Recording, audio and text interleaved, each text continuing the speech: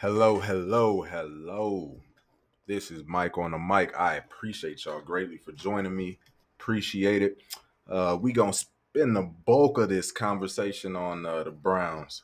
Then I'm gonna touch on some Cavs a little bit at the end, cause man, I told y'all, man. I told y'all, JB Bickerstaff ain't it. He's not it. He gotta go. He's gotta go. We got too many gotta goes. But we'll get into that later, man. I appreciate y'all for joining me, man. Thank y'all so much. Hopefully, we can get back on this win streak this week. That is the goal. That's the goal. And news just broke. Joe Flacco will be starting, which congratulations, Stefanski. Good decision. I mean, it's a real easy one because you cannot trot PJ Walker out there. DTR's ruled out. Makes it real easy to make a decision. Joe Flacco is the guy. I love it. I'm so hyped that Joe Flacco starting. I'm not hyped that he's starting because I think he's some great quarterback or he's about to come in and perform magic tricks and our offense about to move up to the number one spot. That's not the goal. That's not what I'm thinking. But Joe Flacco and Kevin Stefanski, that might be a match made in heaven right there. That a guy like Flacco is who Stefanski thrives with. You look every time Stefanski is in his mode where he gets the credit of man, this guy's a good offensive mind. It's when he's got a quarterback that he has to make up for. It's when he has a quarterback that in his head he's like, man, I don't have a superstar quarterback. Like I don't have Deshaun Watson. When he had Jacoby Brissett, he got the most out of Jacoby Brissett, even with his liabilities and all that. I think he's gonna do the same thing with Flacco. He even did that with Baker to an extent until the guy was out there, had one arm, and defenses that figured out his bread and butter, which was rolling out, and defenses shut that down. And Stefanski, that was a whole Baker thing. We're not gonna get into that. But my main point is Stefanski is excellent with guys who, well, first of all, let me say this first. It's not just guys who he has to kind of make up for. They have to have the mind. That is the key. They have to have the mind and be knowledgeable, be experienced quarterbacks. That's the key. That's the key what Stefanski needs. He can make up for the rest. He can make up for all of that. But see, I truly believe the reason he struggled so much with Deshaun in the beginning is because, man, he's not used to not making mountains out of a molehill. He's not used to just doing basic math. He's used to having to do algebra for quarterbacks. He's used to having to make these crazy, crazy complex things to overcome their liabilities and deficiencies. So when he had Deshaun Watson, man, it's hard sometimes to just take a step back and be like, man, I got a franchise quarterback. Let me just call this and then I'll let him orchestrate the rest, see what he sees, all that type of thing. It's hard to take a step back and not coach as much. These guys like Flacco and Jacoby Brissett and guys like that, I think Stefanski loves them, man. Loves them because he knows they got liabilities. He clearly knows their liabilities, and he just has to go out there and just coach the offense. He don't have to worry about I got to try to make a decision before the play even starts. So for what the defense is going to be looking like and what is my quarterback going to see, he can call a play and know like, all right, Joe Flacco, I can have faith to go out there and believe what he sees. And if we need to audible or if we need to make an adjustment, I can have faith calling the play and knowing that he'll make the right decision more often than not. And that goes a long way. That goes a long way. And y'all know I am not a Stefanski lover. I'm not a huge fan, but I give credit where it's due, man. I truly believe the Browns are going to have a good game this week in terms of the offense. Even on defense, I really do. Everybody's talking about the Rams. I know their offense is explosive, but their passing offense is explosive, man. Them guys are good. They can run the ball. I'm not worried about the run game. They'll probably try to run on us though because we've been susceptible to the run. We've given up a lot of all the games where you can look back and say, man, the defense didn't really play as great as their number one rank, as great as you know what I mean, they believe they are, and we believe they are. It's been because of the run. Team, it's hard to pass on us. We'll probably be missing Ward, and that's gonna hurt because when you go against Cooper Cup and that Puka Nakua, man, them two boys are cold. They're nice, precise route runners. They're not the biggest. It's not about physicality for them, man. Them guys just know where to be. They know how to get open, man. So it's gonna be rough, but we'll get on the defensive side of the ball in a little bit. Back to Flacco, man. It's too easy. I really believe like our offense is gonna thrive this week in terms of what we're gonna be used to. It's gonna be thriving. It's gonna thrive. We're not about to turn into the Chiefs offense. But for us, I think we about to move the ball. It's not about to be three and out so much, man. You're gonna see a much more polished and efficient offense, I believe. And a lot of it is gonna just be Flacco, man, and the trust that Stefanski is gonna have in him. I truly believe that. And the fact that like Flacco is 6'6", y'all. He is 6'6". The only thing I'm afraid of with Flacco, it's not his arm. You see how people raving about his arm. Amari Cooper didn't have to say that. That man said when his passes are like poetry in motion. He didn't have to say that, man. You know how many other quarterback he didn't say that about Deshaun? Like Joe Flacco can throw the ball. That he can't move is his problem. That's the thing that scares me the most. The guy cannot move in the pocket. Now, or maybe he can move and he just chooses. Nah, actually, nah, he can't move. If I don't know if you ever saw him try to run, the guy looks unhealthy when he tries to run, man. That's the only thing that scares me. He is not great in the pocket. Once he senses pressure, he's that quarterback that's not about to duck down and try to evade. He's the quarterback that's about to fetal position and I'm down. And that defender is gonna tap him like that. Okay, I got you. That's the only thing I'm afraid of. I am. I am. But everything else, man, I think Flacco's gonna come out here and surprise some people. Because Flacco's is not great. He is not great. But I can't sit and look at the Jets and the past teams he's been with a couple times because none of them were in contention mode. Like we truly believe if we had our quarterback situation, there's no reason to believe we wouldn't be Super Bowl contenders. Flat out. Period. Our defense, man, come on now. Can y'all just real quick, just think next year. I know we got a whole year, man. I think we are definitely a playoff team. These people talking about we may man, we better make the playoffs. But just think about what next year is gonna look like. We gonna lose some guys, but our key guys, yeah, Nick Chubb and Deshaun are gonna be coming off of injuries. But when you just look at what we're gonna have, if those guys come back healthy, the experience we get from this season, whatever it may be, one playoff game, two playoff games, whatever it is, I think it's going to be invaluable. I think it's going to be huge. And then we'll get into the Stefanski discussion next year because hopefully he won't be the coach, but he will be. He'll be the coach because he's going to get an extension because, again, from the outside looking in, man, the guy's doing great. You can't knock him. The guy's 7-4, and look at all the injuries. Look at all that. You can't knock what he's doing. You can't until you get into the nitty gritty. You're watching these games and being like, man, why do you keep making the same mistakes over and over and over and over and over? You're hard headed, man. I don't know. Can't do it. Got to go. But Flacco, he's the one. Cooper and saying all this stuff, man, it's a reason for it. Just like him starting to drop pass, we've never known Amari Cooper to drop passes. Now DTR's in there. He getting the dropsies.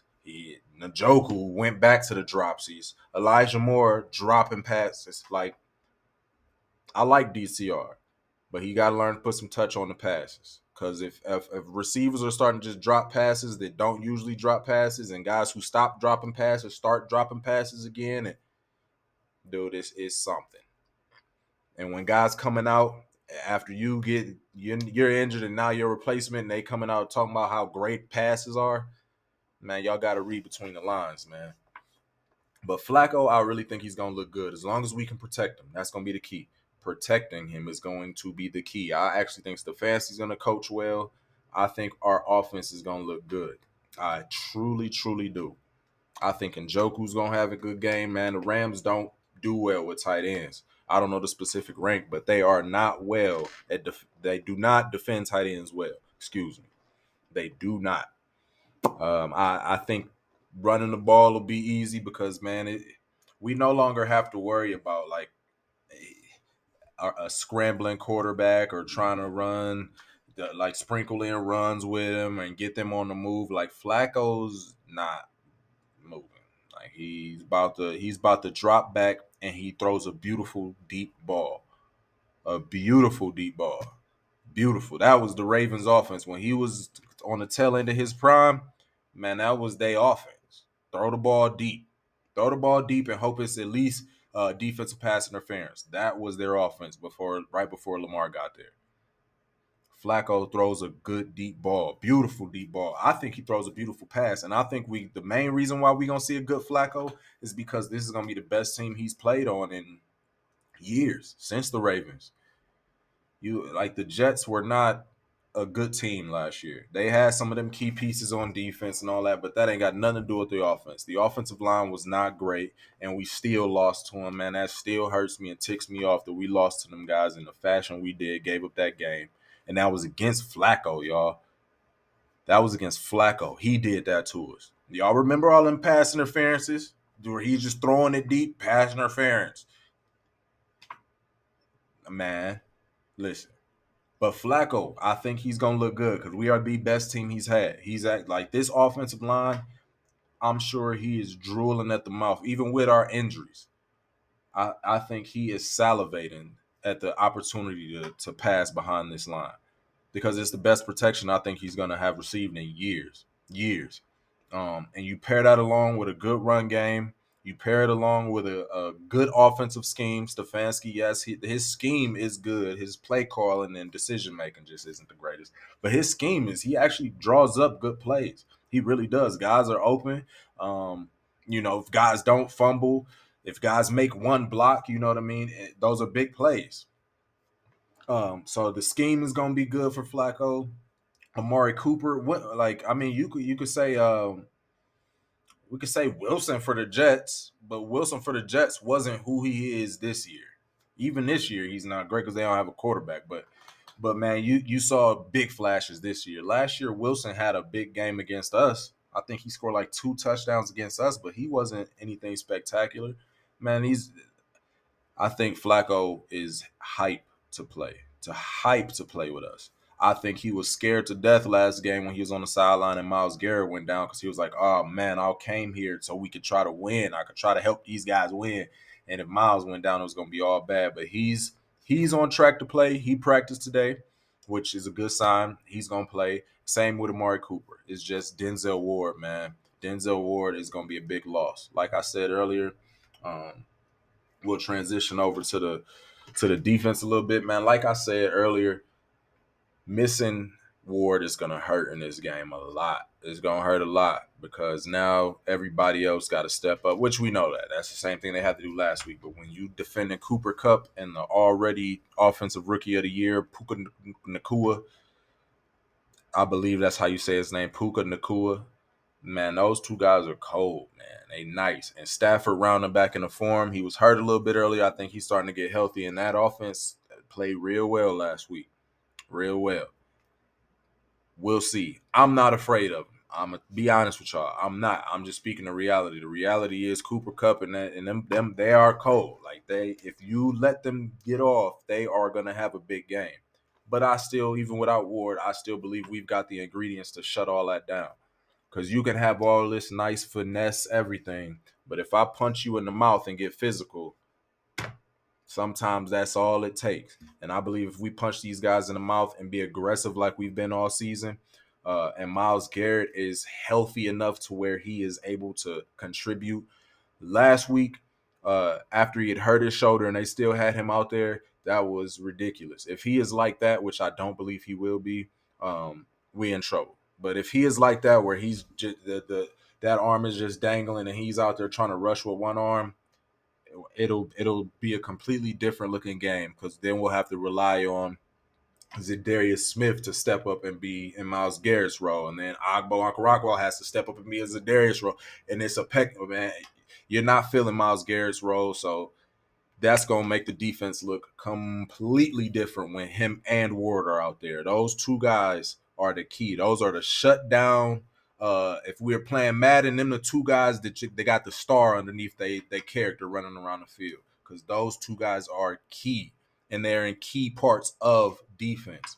If you can shut down the other team's best receiver or half of the field or whatever you want to call it, and Ward, if you can cover a guy and shut a guy down and simultaneously have another guy that can rush as efficiently as Myles Garrett, man, that's a recipe for disaster. That's what offenses are built around this today. Other than the Titans and kind of us, like a lot of teams aren't just built on just smash mouth running. Even we aren't built on smash mouth running. Derrick Henry still does some of that, but that smash mouth run game, the Seahawks do some of it, but it's really not a thing anymore, man. Everything is finesse, everything is passed downfield, which is why I'm not afraid of the Rams. Their greatest strength is also our greatest strength. And I will listen, if you play great offense and it's great defense being played, the offense is going to get their way off more often than not. But when it's a chaotic way of playing like we play, I don't see Matthew Stafford in this trash. That offensive line the Rams has is bad, y'all. Bad. We faced some good offensive lines this year, and we've made them look bad. Like, we've made good offensive lines look bad. This week, we're facing a bad offensive line. Bad pass protecting offensive line. I'm not afraid of the Rams. I'm not. If you can rush the passer in this league, you win in the trenches. This is a trenches league. I don't care how finesse it gets. In the trenches, if you can dominate, it's going to be ugly. And I think we can dominate defensively against that Rams offensive line. And I think Stafford, he's better than Flacco. He's way more mobile than Flacco, but he's not going to be mobile enough to do that all game.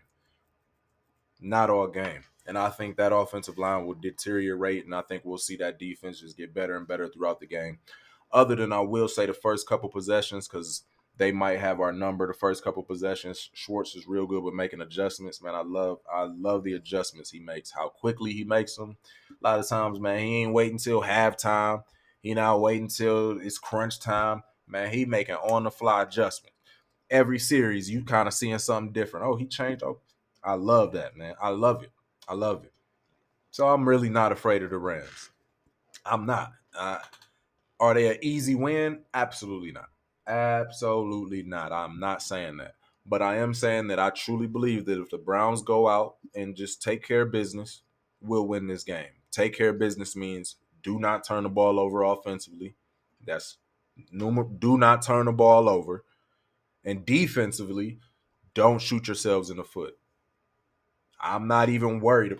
Truly, if we go out and play our game, the Rams can have whoever they want at receiver and at quarterback. I don't care. I'm not worried about it. With that offensive line, it ain't gonna happen. We have the corners, even without Ward, that have the ability to cover those guys for the couple seconds that it should take for Myles Garrett or Zadarius Smith or JLK or Agbo Okoronkwo or Maurice Hurst. He's a little banged up, but Dalvin Thompson, man, y'all get my drift. Somebody's going to get some pressure on there. I don't think these routes are going to develop. But I do think that they're going to come out with some wrinkles to their offense. It's going to try to use our aggressiveness against us. Because, again, y'all keep telling y'all that's the way to get our defense is our aggressiveness. That or just run the ball against, which is also our aggressiveness. Because our defense, because it's a passing league, our defense, they getting upfield, man. They're treating it like it's kind of a pass. So our defensive line, Myles Garrett ain't looking. He's at the beginning of the play. He's not like, man, I'm about to tackle this running back. He like, I'm getting upfield. I'm about to sack the quarterback. And then if it ends up being a run, then you know what I mean. But they looking for that sack. And when you play aggressive like that, man, it bites you sometimes. That's the only thing that but I don't see them sustaining that with that offensive line, that even that run game. I don't see them getting off with that. Not enough to win the game unless we're turning the ball over on the other side. Turnovers, that's key. Because I think the defense is going to generate some turnovers. Because the Rams going to give you some opportunities. They're going to give you some opportunities. And I think we'll take advantage of that. I really do. So hopefully we get back on a win streak, man, with the Browns. I think we will. That'll put us in the absolute driver's seat for the playoffs. We win this game against the Rams, we are in the driver's seat versus the playoffs. It gives us a lot of wiggle room to lose a game here, lose a game there. That pretty much guarantees in my heart that we make the playoffs. I believe I said it. I believe I saw somewhere where it said we win against the Rams. It means we got an 87% chance of making the playoffs. To me, that says we making the playoffs because it's unacceptable not to at that point, assuming everybody continues to be healthy and all that. Um, so Stefanski, man, please. I just kind of spoke you up, man. Like I said, I think you're gonna coach well, all of that. I said please, man, just don't try to make this more difficult than what it is. Don't try to make Flacco what he isn't. But also let the guy go out and play. Let this guy go out and play, man. Let him use his arm. Let him take shots downfield. Play action. Play action. Play action. Play action. That's all I want to see. If it's not a run, I want to see play action. If it's not play action or a run, I want to see RPO, which is the same thing dang near. Like I need to see it, man. That's all I want to see. Keep it nice and simple. I truly believe nice and simple wins this game. Rams, man, come on, man. Rams, man. Aaron Donald's a problem though. Like we can't let that guy ruin the game. He's a Myles Garrett. Like they're equivalents, man. Same kind of guys. But now to the really, really negative for me, because it truly baffles me. It's one of them Cleveland topics that baffles me. JB Bickerstaff and the Cavs. Y'all just lost to the funky Portland Trailblazers. They're not trying to win, y'all. Like they're when I say they're like the worst team in the league, I'm not like that. They're actually like the worst team in the league. And they're not trying to win. They don't have a superstar. They don't have a plan for the future, really. They don't have a cornerstone piece guy that they building around.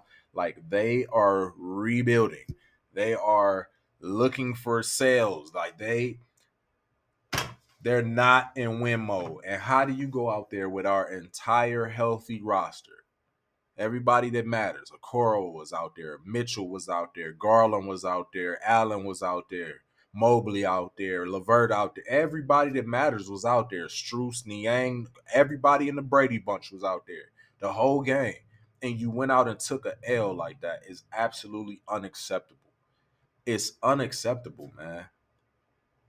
Do y'all really like legitimately with the talent we have, even though I do not like Donovan Mitchell, I do not like Jared Allen on this team. I want to, for those of y'all who haven't seen my other videos, I'm not fans on this roster, on this team, especially Donovan Mitchell. Not a fan of him. Think he has to go. Another reason why another part of the baffling equation. What baffles me is the fact that you saw what happened last year. We saw what happened last year.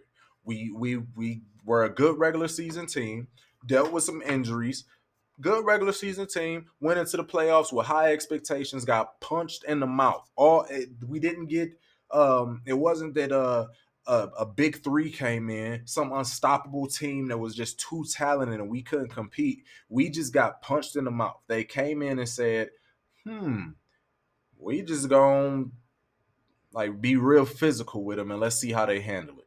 And they folded. Couldn't get a rebound. All the things that was great about us in the regular season turned into what are y'all doing in the playoffs? We couldn't get rebounds, barely could defend. Nothing was intimidating about us. Couldn't really score because the jig was up. Y'all are soft. At the end of the day, you could keep making all your crossovers and layups and all that, but if I put my shoulder in your chest real quick one or two times, all that's gonna come to an end. You don't. How do you go? Not. I'm not done. We still gonna keep it on last year.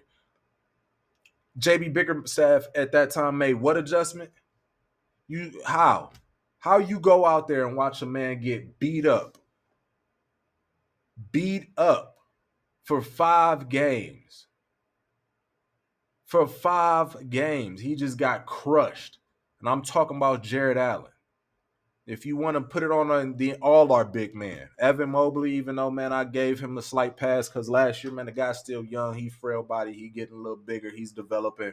I give him a pass. Jared Allen, you've been in the league for 74 years, and somehow you only 30 years old or whatever you are. He's not even that old. The dude is Jared Allen, still young, but somehow he's been in the league for years. Years. The dude, I think, is like 25, 26. That's young, but he's been in the league for a while. So he is who he is. Your body's you a grown man. Like you put your grown man weight on. That's just your mentality. How do you come in? You just let the guy keep playing all series? I don't care. Put a backup in. If I have a backup that's gonna play hard and get some rebounds, you put a backup in. Like, why would you sit and put a product like that on the floor night in and night out? I don't understand that. I don't. Why? Because he getting paid a lot of money. Chalk all that. I'm trying to win this series, and right now, man, you can't get a rebound. You ain't out here making jumpers. The floor is constricted because of you. Like, I can't play you. But Bickerstaff made no changes, no adjustments, no rotational, nothing. It was just the same thing, game in and game out. Pick and roll, pick and roll, pick and roll. That was horrible and embarrassing as a Cavs fan. And I didn't even play in the series. I didn't get punched in the mouth. I ain't even play. But to be a Cavs fan, like, that was embarrassing. I don't even have an issue with the Knicks, but I just every time I hear the Knicks this season, I just think about that series from last year, and I'm like, man, gosh, dude, like, that's crazy. Like, that's embarrassing. We got guys in the middle of the series talking about the lights are too bright. In the middle of the series, not at the end of the series when you're packing it in and you like, hey, man, why'd y'all lose? The lights were too bright. In the middle of the series, like, you got to go play. You playing them again. Like, come on, man. This is the type of stuff JB Bickerstaff breeds this type of stuff, though. When you get up on a podium after losing the series and seeing that type of absolute physical dominance from the other team, and you go up there and say, in order to win, you gotta lose. Bro, if you coming out here and saying that type of stuff to us, the fans, where you supposed to be buttoned and polished up, man, what are you saying in the locker room? Like, what are you letting them get away with in the locker room? Like, the guys gotta go. And I'm not a fan of firing guys because, again, this is how they feed their family, put food on the table, pay their bills. Like, it's deeper than basketball. Like, it's deep. Like, this is their careers. But, man, what? But I can't blame it all on JB Bickerstaff this season, because somebody made the choice to bring the whole gang back. Everybody. Let's bring them all back. We all saw what happened, but let's bring them all back. But you know what'll make the difference? Strus and Niang. Max Strus and George Niang is why we didn't. That'll put us over the top. Man, you out of your mind if you truly believe the only reason we lost that series to the Knicks was because we didn't have outside shooting. No, those are great additions. I like Strus and Niang. Those are great additions. But, man, if you don't see that there's an internal problem, and until you fix that, we just going to be mediocre. And, to be honest with you, I think we're seeing a little kickback and turmoil with the players now. I think that's why they're not playing very well together. You saw even last year, that was their first year together. Donovan Mitchell and Garland is what I'm talking about, who I'm talking about specifically. The whole team, but specifically Mitchell and Garland. Last year they played relatively well, enough to where we made the playoffs. We were a top team in the East. We were in that next tier beyond Boston and Milwaukee. Like, we were that next tier. I put us in the same tier as Philadelphia because I'm not a Philadelphia fan. Now that they got rid of Harden, it's a little different. But wherever Harden go, mediocrity is going to follow, in my opinion. So, but that's a whole nother conversation. I'll be going off sometimes. Y'all be blacking out. I apologize. But again, you saw them play well last year together and enough to know where we can win in the regular season. What's going on this year? It's the same roster. What you telling me Strus and Niang is the problem? They running around, they're giving too much effort, because that's all they doing. That's all I see from them guys, man. Them guys give max effort, and they just shoot. They spreading the floor. And do you see the difference? Defenses are actually playing us absolutely, completely different than what they were last year. Completely different. Completely different. Last year teams was just congesting the paint and just let whoever little Mitchell, Garland, Levert, whoever you Chetty Osman, whoever you want, y'all can shoot all y'all want to from outside. But this paint stuff, we just about to congest the paint because y'all ain't got nobody to pull us out of the paint. Now this year, you see already, obviously it's gonna be a different game in the playoffs, but already, man, guys are getting to the basket way easier. That's why Mobley getting off a lot of these points he getting. Man, a lot of these little bunnies he doing, he's not creating his own shot, man. This dude getting easy little bunnies. But Bickerstaff, man, the dude, I truly don't understand how Kolby Altman brought back all those guys. Like, how do you not see that is not going to cut it? Like, we weren't close last year. Like, we were not close. If that's all it takes, the jury is out. Like, the secret is out now. The secret's out. I truly believe that if we wouldn't have played the Knicks last year and we would have played pretty much anybody else in the East, man, we would have had a much better showing. Because most guys don't play like that, man. It ain't a lot of Mitchell Robinsons and Hartenstein who used to play for us, man. Them guys are punch you in the eyes. Julius Randle, Brunson, man. They got a team full of like junkyard dogs, man. Them guys are they all physical. Like, we're just gonna play physical and hard kind of guys, and we got punched in the mouth. If we would have faced even the Celtics, I believe we would have went toe to toe with the Celtics. Not saying we would have won the series, but I believe we would have had a much better showing against anybody else. And I believe we would have went out the first round. Definitely, we were definitely better than a first round playoff exit team. That's unacceptable, man. The way we lost was unacceptable. We got out coached and just out muscled. That was embarrassing. And you brought them all back. What you think? What you think if the playoffs started today? What you think the coach of the opposing team? I don't care who it is. I don't care who in the East it is. What you think the game plan is going to be? Man, just play physical. Just punch these guys in the mouth. Just punch them in the mouth, and they'll fold. That's it. So we can't even talk about the Milwaukees. We can't even talk about the Bostons, the Philadelphias, or nothing because our weakness is too easy to just exploit. It doesn't require talent. It doesn't require a big three. It doesn't require great coaching. It requires you to just have a team that's willing to go out there and be more physical than they are. And that's horrible because we're not a small team other than our guards, our backcourt. But the front court, man, come on, Jared Allen. That's like come on. And the funny thing is yo, we already played the Knicks this year, and y'all, what they do to us? The same thing. Man, they were punching us all in the mouth. Bickerstaff gotta go, man. Sacramento did it to us. Sabonis, like, did y'all watch that game? Sabonis was just putting his shoulder right in Jared Allen's chest, layup. Like, the jury is out. If I was Kolby Altman, I'd be seeking trades left and right, revolving Mitchell. I can live with keeping Jared Allen because I truly don't believe we're gonna get much for Jared Allen.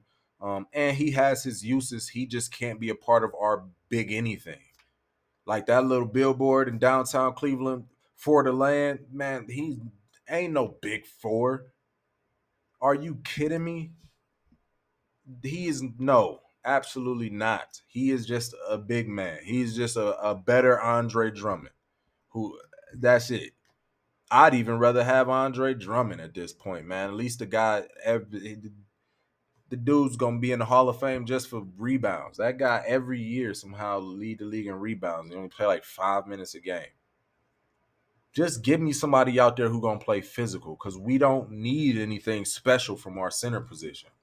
Like we don't need Hakeem Olajuwon. We don't need Shaq. We don't need Dirk. We don't need nobody crazy like that.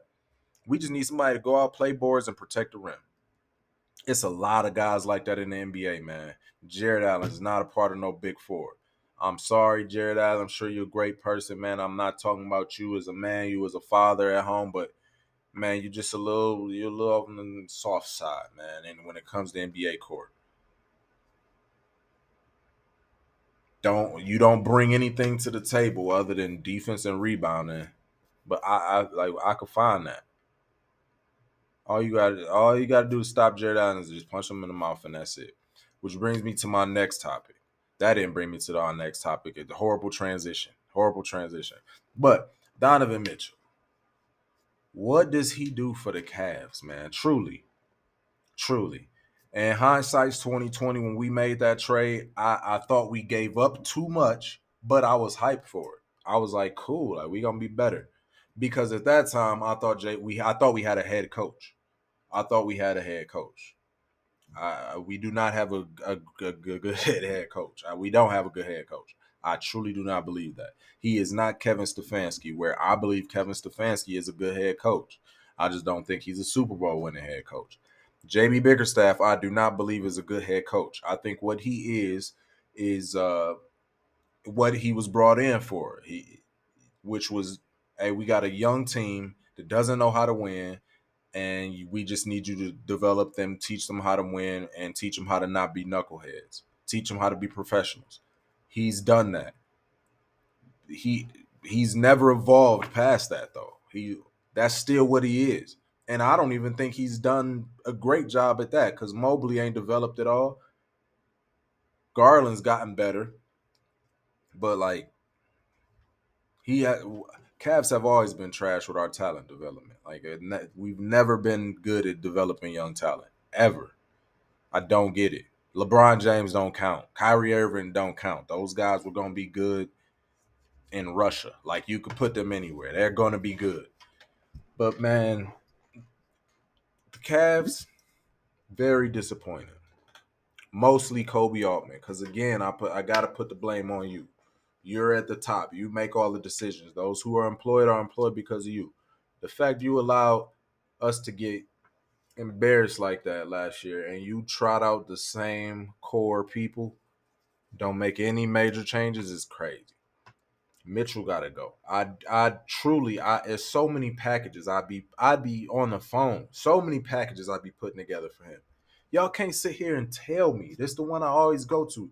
Y'all can't sit here and tell me that Jaylen Brown, you take Donovan Mitchell off this team, swap him out for Jaylen Brown. Let's just say it's a 1-for-1 swap. I don't know how the contracts work. I don't know how many. I don't know any of that. I'm just saying let a 1-for-1 swap for one, which wouldn't be the case. You'd have to throw in a Jared Allen and other players or whoever else, or little smaller players. Y'all know what I mean. But what I'm saying is remove Mitchell. We don't need a small guard. We don't need a playmaking guard, which he ain't even a great great playmaker. He's just a great scorer. We don't need great scoring on this team right now. When we were before Mitchell got here, we were just a good team. Man, Garland was thriving as a point guard, a guy who I have the ball, I'm going to create for y'all. He is a willing passer. Man, that guy's a willing passer. He got to get his turnovers down, but I truly think a good coach, a good system, which we don't have an offensive system. It's just dribble, dribble, dribble, pick and roll, dribble, dribble. Our offensive system is trash coaching. But you give him a good coach, and I truly believe a team that's built more for him. Him and Mitchell, man, come on, it, that's not it. It's not gonna work when we have other flaws. Like that could work if you've got everything else sewn up. Like Mobley was at his ceiling. Like Mobley was who we think he can develop into. If Jared Allen wouldn't have got exposed last year and he was the tough physical presence down low we thought he was, then you could say like, all right, I could possibly see it. But even then, man, it doesn't, like you can see Garland is it's not working. It's too many red flags for me. Y'all see, I'm quick to make a decision, man. I'm not with wasting time. Not when it comes to the professional level. Not here wasting time. Because at the end of the day, man, it's business. And I've sat through too many seasons of us being trash, whether it's the Browns or the Cavs, of us being garbage, of watching mediocrity, of watching a game where I have no vision of us going to the playoffs. Like that's not even an option. I'm just sitting here thinking about, are we going to have the first pick in the lottery? Where the last 30 games of the season, I'm just hoping we lose enough to where we can get the first pick in the lottery. And some like this is off of something. Like, so I'm not about to sit here and just keep wasting years just being happy with, hey man, we gonna be a top 4 seed in the East every year, and we gonna make the playoffs and maybe win a series or two. That's not enough for me, man. I'm not like that. Let me put it this way: I'm not a part of the organization, so I'm a fan. That wouldn't be enough for me. If I was a part of the organization, if I was Kolby Altman, that I need something better. I need to see something different. And it's been enough games this season where, man, I don't see enough of a jump from Mobley's game from this year to last year. I don't see enough of a jump in the chemistry between Mitchell and Garland from this year to last year. I don't see enough of a jump in Garland's game as an individual from this year to last year. I don't see enough of a jump in your system of coaching to say that, man, I believe if we played the New York Knicks again this in the playoffs this series that we will win. I don't see it. So how can you bring that back? I don't want to hear no, hey man, we just gave up all this for Mitchell, man. We can't, bro. So what? That means you're just gonna keep something that you now kind of know is not gonna work. And maybe y'all not as convinced as I am. I I'm convinced. Nah, it's not gonna work. It ain't gonna work. We just lost to Portland. That we didn't lose to Portland because we didn't have everybody. We didn't lose to Portland because we somebody went down in the middle of a game. We didn't lose to like we lost to Portland. Like no one got ejected. Like we lost. We were up by like 15 points. We lost. That's craziness. That's craziness. How many games do we need to see without Donovan Mitchell to realize that Garland is a better player without Mitchell on the floor, man? I I don't care about even the numbers. You might be able to pull up some numbers and say, look, he's averaged 1.6949 more points with Mitchell in the lineup. But I don't care about that, man. I'm looking at my eyes on what I see. He is more comfortable in the offense. Our offense as a whole is more comfortable when it's Garland out there running the show, not Mitchell out there doing all these acrobatics. Even if it's putting up 40, man, I don't care. Like, great. I know he's a great scorer. I'm not knocking that dude as a player, man. He's talented as heck, man. The dude is great. But most of his points come on very difficult shots. And that's not efficient. That's not efficient in the offense. That's not efficient. It's not efficient. Not only is it not efficient, it's not fun to be a part of. I'm not talking about as a fan. Forget about us. Forget about me. I'm talking about the other 4 players on the floor, man. Who wants to sit there and watch you do that? Game. It's 82 games. I don't want to sit here and watch that all season. Like, Mitchell's role on this team makes no one better, other than the fact that you can say it's a gravitational pull and defenses are worried about him and that opened things up. Yes, but guess what? I would hope anybody we would trade for Donovan Mitchell would do the same thing. Give me Jaylen Brown. Call up Miami. Give me Tyler Hero. Give me Tyler Hero and some first round picks, man. I heard that on the radio today. That's great.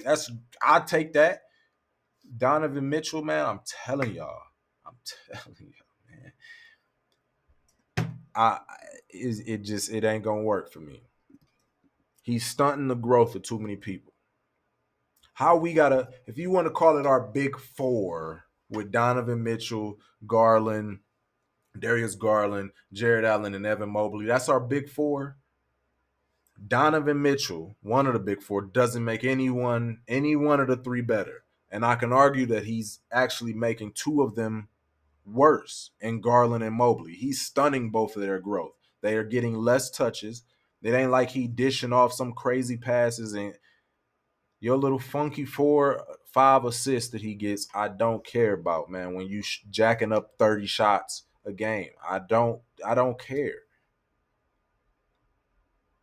If we didn't have Garland, man, heck yeah, let's keep Mitchell because now we have a need for that type of guard. We have a need. You got to have a type of guard where they can put up some points. But I mean, I truly believe Garland is the answer because even from a business standpoint, man, he's already locked up for years. He's less expensive. He's gonna get other guys involved. So if you want Mobley to reach that unicorn status that we are talking about his potential, then you want a guy like Garland to be at the helm, not Mitchell. Man, Mitchell is taking shots away from people. Mitchell is taking all that away. I need somebody else in here, man. I don't want another guard unless it's like a 6'8" guard. Like I need a 6'6". I need somebody tall, not 6'2", not 6'3". We're done with the small guards, man. Craig Porter Jr. He should be our like I Bickerstaff. How the heck does Craig Porter Jr. set the league on fire? Well, I'm not gonna say set the league on fire, but man, he was getting national attention. Like people that don't watch Cleveland games every night but cover the NBA started hearing about Craig Porter Jr. because of the stat line he was putting up while Mitchell was gone. And now, as soon as Mitchell comes back, man, the guy gets no tick at all. He's just out of the rotation. Like, where does that make sense at, man? Where, like, how? How?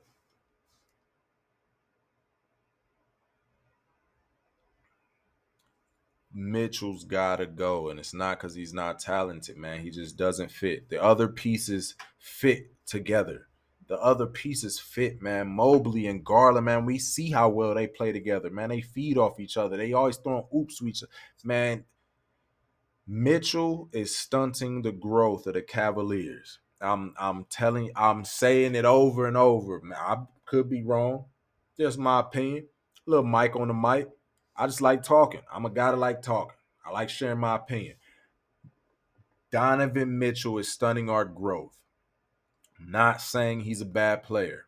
Not saying he's not an all-star.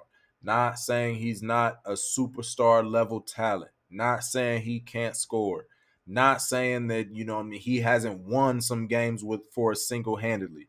But what I'm saying, in my opinion, if we want to get to the finals, if we want to get to the way the Celtics setting the league on fire right now and just running away with the East, if we want to get like that to where we're dominant, Mitchell's not it, man. He's not it. Mitchell is like, for those of y'all who play NBA 2K on Xbox or PlayStation or whatever, Mitchell is like you playing in your solo my career mode. My career mode, they let you create a player and then you just go out and you can pick an NBA team to play on and you're automatically a starter and you just go out and play. You just dribble all day. You can call an ISO, make all the computer players just stand and wait and look at you, and you just dribble, dribble, dribble, dribble, dribble. And if you can get a shot, cool. If they come in W, cool. You'll dish it to the open got in. But man, that works in a video game. In real life, bro, people get tired of just standing there. I'm tired of doing that. Like this, what we gonna do all season, man? Yeah, great, good shot, brother. Yeah. Like that's just human nature, man. These guys were all great at their high schools and at most of their colleges. Like they all used to be in the guy too. Don't work. Don't work. I'm just saying, man. Bickerstaff's gotta go. Gotta go at the very least. If we gonna keep Donovan Mitchell, which I think they are because like, well, who's gonna really trade a whole lot for him anyway unless he signs a contract and things like that. They're not gonna trade for a guy for a 2-year rental. It's not gonna happen. But Bickerstaff, man, I just don't get what anybody sees in him. I truly don't. I could see on the other side, I could see what people see in Kevin Stefanski. Like I can see the good coaching in him. I could see it. I could see it. Bickerstaff, dude, I don't see it. From your press conferences to the fact that you want to yell and scream all game on the sideline, yelling at the refs. You just screaming all day. And I like that. I like passion. But like, bro, how about you scream at your players? How about you scream a play call? Like scream out a play call every once in a while. Like, stop screaming at the refs complaining all game. Like, coach, man, be a coach. he does like to have a guy out there, and maybe Kolby Altman is thinking, I'm gonna save my own butt, and protect his own backside, and JB Bickerstaff will be my scapegoat. I'll trot out the same gang this year. Hope it works. Hope they learn something, play better together. Hope Mobley makes a big jump. Hope Garland and Mitchell just play well, really well together. Hope Okoro starts to hit shots, which he has. Just hope all this stuff goes right. And if it does, then cool. But if not, then I can blame Bickerstaff by halfway in the season and fire him or whatever the case, or at the end of the season, man. And that'll save him another year for his job because it's not my fault. It was Bickerstaff's fault. But the way I see it, man, if I was Dan Gilbert, which I know he's not as involved with the team anymore. But if I'm looking and I'm like, man, what, like, bro, why would you bring back the same crew that just got steamrolled along with Struce and Niang? That's not enough of an adjustment. Like we play the same series. You rewind time, add Struce and Niang to our team last year, take away Chetty Osman, all that, and Ricky Rubio and all that. But we still don't win because we still don't get rebounds because Allen falling backwards after Mitchell then put an elbow in his throat. We still don't get rebounds. We still don't protect the paint. We still don't get any easy buckets at the paint because, again, everybody's intimidated. We just getting beat up.